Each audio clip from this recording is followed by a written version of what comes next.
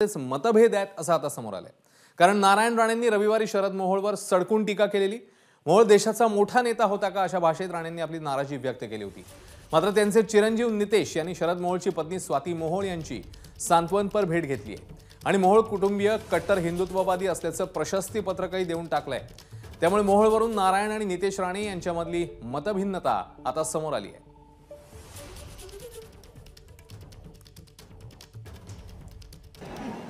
तुम्हाला बरं बातमी होते ना, आता ती एक हत्या झाली, कोण तो मेला,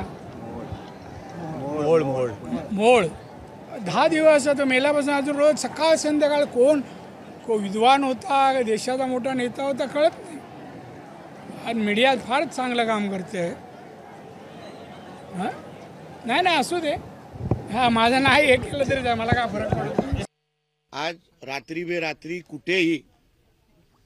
कुठेही काही हिंदू समाजावर संकट आला तर हे कुटुंब तेव्हा उभं राहिलेलं आहे। ताई स्वतः उभं राहिलेले आहेत, त्यांचे पती स्वतः उभे राहिलेले आहेत, शरदजी स्वतः उभे राहिलेले आहेत। म्हणून या सगळ्या गोष्टीला आम्ही त्यांच्या बरोबर आहोत। या संकटाच्या काळात आम्ही त्यांच्या बरोबर आहोत एवढंच सांगण्यासाठी मी इथे आलो होतो। एबीपी माझा, उघडा डोळे बघा नीट।